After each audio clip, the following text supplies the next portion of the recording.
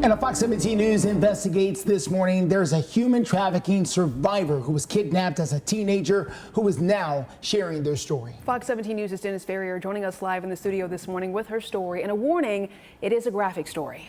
A Clarksville woman kidnapped at 15 years old and trafficked to dozens of men, and a Nashville group of former soldiers fighting trafficking worldwide. This is a big problem that people are still barely talking about. Samantha Cabrera was just 15 years old. Problems at home in Murfreesboro led her to living with an aunt in New York. She met someone on the internet, they met in person.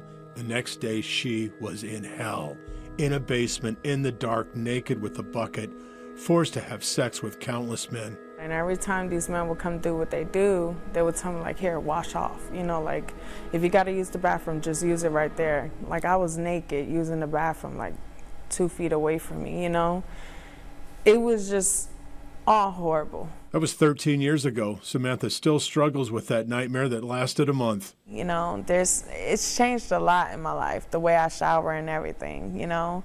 I never feel clean, so I've always taken showers after showers after showers. Here in Nashville, Aerial Recovery is now working in 8 countries in Latin America to break up human trafficking rings. Jeremy Locke will tell you it's the most difficult and important work he has ever done, and that's saying something. I tell you what, 20 years in the Army, 10 in Special Forces, I've seen some pretty terrible things, but I hadn't seen evil things till I got into this space of anti-human trafficking, and people really need to open their eyes up to it and understand that it's everywhere, and it's not just a problem when it affects your family, you know? Locke can't talk much about specific operations because they are still planning and executing missions all the time. But they have helped rescue dozens of women and children, as well as helped authorities arrest traffickers who have received long sentences in those countries. It's not cheap to go out and help all these people, but at the end of the day, on average, it's about $2,500 for us to rescue a child.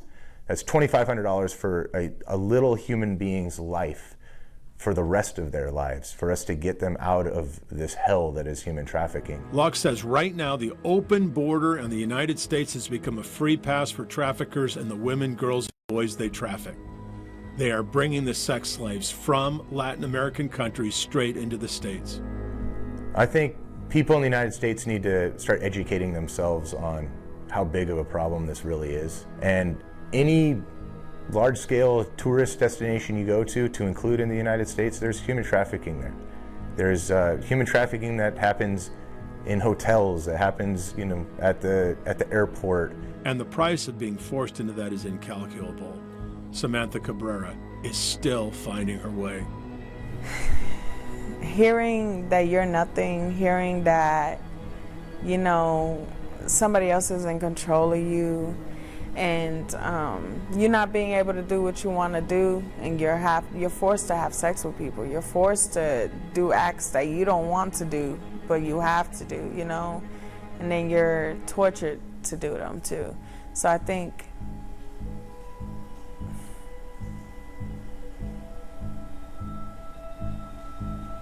I lost myself.